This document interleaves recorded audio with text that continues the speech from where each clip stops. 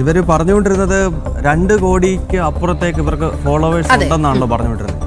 2 കോടി ഫോളോവേഴ്സ് ഉണ്ട്. 2 കോടിയൊന്നും വേണ്ട, 1 കോടിയും വേണ്ട, 50,000 പേരെങ്കിലും വരണ്ടേ? ഒരു 20,000 10,000 5,000 ഇല്ല വരണ്ടേ? ഇന്ന് കെ സുരേന്ദ്രന്റെ ഒരു ഫേസ്ബുക്ക് പോസ്റ്റ് വന്നിട്ടുണ്ട്. അതായത് 800-ൽ താഴെ ആളുകൾ മാത്രമാണ് ഈ പറയുന്ന, അതായത് നമ്മുടെ രാജ്യത്തിന്റെ ഭരണ വ്യവസ്ഥയെ അട്ടിമറിക്കാൻ വേണ്ടി രാജ്യ തലസ്ഥാനത്തെ പിടിച്ചുകുലുക്കാൻ എത്തുന്നത്. ക്ലാസ് കയറാതെ നടക്കുന്നവരുണ്ട്. ഏതാണ്ട് 100-150 പേര് കേരളത്തിലെ മാധ്യമപ്രവർത്തകരും. അപ്പൊ പിന്നെ അതാണ് സംഭവം. അതാണ് ഞാൻ പറഞ്ഞു വന്നത്. ഇത് വെറും തള്ളായിരുന്നു. ഇത് മലയാളം മീഡിയയെ ഞാൻ പറഞ്ഞു, ജനൻ TV ഒഴികെയുള്ള മലയാളം മീഡിയയുടെ വേറൊരു തള്ളുകൂടി ഇവിടെ പൊളിഞ്ഞു വീണിരിക്കുകയാണ്. അത് രസകരമെന്ന് പറയുന്നത്, ഇന്നലെ പാറ്റ പാർട്ടിയുടെ ചർച്ച ചെയ്ത പല മലയാളം മാധ്യമങ്ങളും ഇന്ന് വേറെ എന്തൊക്കെയോ ഡിബേറ്റ് എടുത്തേക്കുക വിഷയം. അതിൻ്റെ അർത്ഥം എന്താണ്? അവർക്ക് മനസ്സിലായി കഴിഞ്ഞിരിക്കുന്നു ഇത് കേവലം ഒരു തള്ളു മാത്രമായിരുന്നു. അതായത് CJPക്ക് ഇത്രയധികം ഫോളോവേഴ്സ് ഉണ്ടെന്ന് പറയുമ്പോൾ അവരെവിടെ പോയി എന്നുള്ളതാണ്. ഇന്ന് ജന്തർ മന്ദറിൽ ഇവരുടെ ആദ്യത്തെ പരിപാടിയായിരുന്നു. കേരളത്തിന് ഇതിന് മുമ്പ് ഒരു പരിപാടി ആഹ്വാനം ചെയ്തു. പാകിസ്ഥാനിലും ഒക്കെ ഉണ്ട്.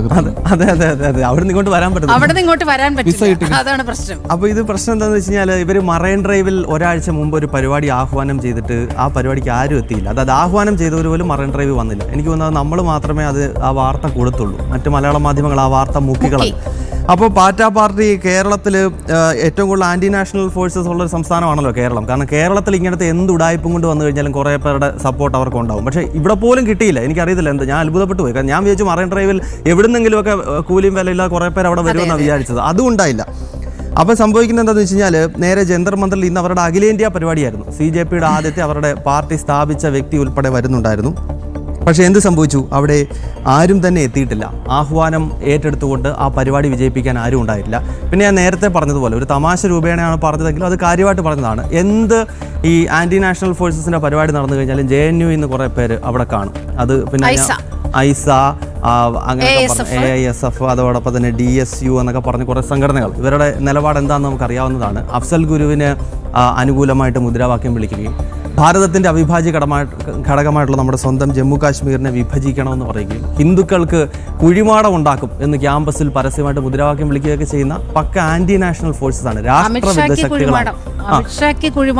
ഹിന്ദുക്കൾക്കെന്ന് പറഞ്ഞു അമിത്ഷാജിയുടേതും ഒപ്പം ഹിന്ദുക്കൾക്ക് കുഴിമാടം ഉണ്ടാക്കും എന്ന് പറഞ്ഞവന്മാരാണ്. അപ്പോൾ ഇങ്ങനെ കുറേ ആളുകളല്ലാതെ ഈ നാടിനോട് കൂറുള്ള ഒരു മനുഷ്യൻ പോലും ഇന്നവിടെ ഉണ്ടായിരുന്നില്ല എന്നതാണ് വസ്തുത. അപ്പോൾ ഇത് പൂർണ്ണമായിട്ട് പൊളിഞ്ഞിരിക്കുകയാണ്. അപ്പോൾ മലയാള മാധ്യമങ്ങൾ വിചിത്രമായ ഒരു റിപ്പോർട്ടിങ് ഞാനിന്ന് കണ്ടത്, ദേശീയ മാധ്യമങ്ങളൊന്നും ഈ വിഷയം എടുത്തില്ല എന്ന് കേരളത്തിലെ ചില റിപ്പോർട്ടർമാർ പറയുകയാണ്. അപ്പോൾ എനിക്ക് പറയാനുള്ളത്, ഈ ദേശീയ മാധ്യമങ്ങൾ ഈ സമരക്കാരും അതേ മുദ്രാവാക്യം മുഴക്കുകയുണ്ടായി. അതിൽ നീനുമ എനിക്ക് പറയാനുള്ളത്, ഈ മാധ്യമങ്ങളുടെ സ്വഭാവം എല്ലായിടത്തും ഒന്നാണെന്നാണ് ഞാൻ വിശ്വസിക്കുന്നത്. മനസ്സിലായില്ല? അതായത് എല്ലാ മീഡിയക്കകത്തും ഈ കുറേ ആന്റി നാഷണൽ ഫോഴ്സസും രാജ്യത്തിനെതിരായി പ്രവർത്തിക്കുന്ന കുറേ ആളുകളുമൊക്കെ ഉണ്ട്. നാഷണൽ മീഡിയയിലും അത് വ്യത്യസ്തമൊന്നുമല്ല. ഈ നാഷണൽ മീഡിയ എന്തുകൊണ്ട് ഇന്നത് കവർ ചെയ്യാഞ്ഞത്? അതായത് അതിൻ്റെ ഉത്തരവെന്ന് പറയുന്നത്, നാഷണൽ മീഡിയയുടെ മുതലാളിമാർക്കോ നാഷണൽ മീഡിയക്കോ ജന്തർ മന്ദറിൽ നടന്ന പരിപാടിയോട് എതിർപ്പുള്ളത് കൊണ്ടല്ല. അതിൻ്റെ പ്രേക്ഷകരെന്ന് പറയുന്നത് ഉത്തരേന്ത്യയിലെ ജനങ്ങളാണ്. അത് കേരളത്തിൽ ഇത്തരം ആൻറ്റി നാഷണൽ പരിപാടികൾ കാണിച്ചു കഴിഞ്ഞാൽ കുറച്ച് കയ്യടിയെങ്കിലും കിട്ടും. കാരണം കുറേ ജിഹാദികൾ കയ്യടിക്കും, കുറേ CPMൻ്റെ കുറേ ആളുകൾ കയ്യടിക്കും. പക്ഷേ ദേശീയ തലത്തിൽ ഇത്തരം കാര്യങ്ങൾ കാണിച്ചാൽ ആരും കാണില്ല. അതായത് പ്രശ്നം വെച്ചാൽ, നിങ്ങൾക്ക് നരേന്ദ്രമോദിയെ വിമർശിക്കാം, BJPയെ വിമർശിക്കാം, BJPക്കെതിരെ പരിപാടികൾ നടത്താം. അതൊന്നും ഈ രാജ്യത്ത് പ്രശ്നമല്ല.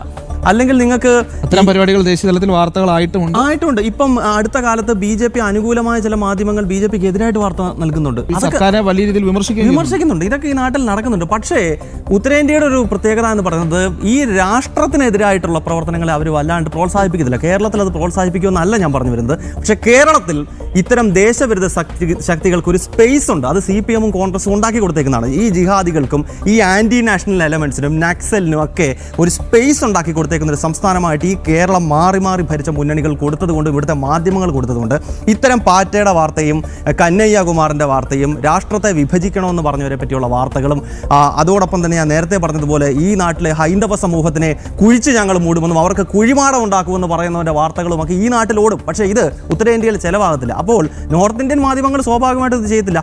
ഇപ്പോൾ BJPക്കെതിരെയുള്ളൊരു പ്രൊട്ടസ്റ്റാണ് ജന്തർ മന്ദറിൽ നടന്നതെങ്കിൽ ദേശീയ മാധ്യമങ്ങൾ അത് കവർ ചെയ്യും, സ്വാഭാവികമായിട്ടും കവർ ചെയ്യും. അതൊന്നും പ്രശ്നമില്ല. പക്ഷേ ഈ ഇതിൽ വളരെ കൃത്യമായ രാജ്യവിരുദ്ധത ഉണ്ട് എന്നുള്ളത് വളരെ സ്പഷ്ടമായി തുടക്കം മുതൽ വന്നതാണ്. ഇതിന്റെ ഈ സ്ഥാപകരെ ഒന്ന് നോക്കൂ. അഭിജിത്ത് ദീപ്കെ, അമേരിക്കയിൽ താമസമാണ്, എഞ്ചിനീയറിംഗ് മേഖലയിലാണ്, അമേരിക്കയിൽ നല്ല ശമ്പളം കിട്ടുന്ന ജോലിയുണ്ട്. ധ്രുവ് രാത്തി നമുക്കറിയാം, എപ്പോഴും മോദിയെ വിമർശിക്കുന്ന, അനാവശ്യമായി രാജ്യത്തെ അനാവശ്യമായി രാഷ്ട്രത്തിന്റെ വികസനത്തെ തടസ്സപ്പെടുത്താൻ വേണ്ടി നിലപാടുകൾ സ്വീകരിക്കുന്ന ധ്രുവ് രാത്തി. അതുപോലെ തക്ല അപ്രീത് ശർമ്മ എന്ന് പറയുന്ന ഓസ്ട്രേലിയയിൽ താമസമാക്കിയുള്ള ആൾ AAP നേതാവാണ്, അച്ഛൻ. അപ്പൊ ഈ 3 പേരുടെ ഒരു ബാക്ക്ഗ്രൗണ്ട് എടുത്ത് നോക്കുകയാണെങ്കിൽ ഇവർ ഒരിക്കലും രാജ്യത്തിന് വേണ്ടി നിലകൊള്ളുന്ന ആളുകളല്ല.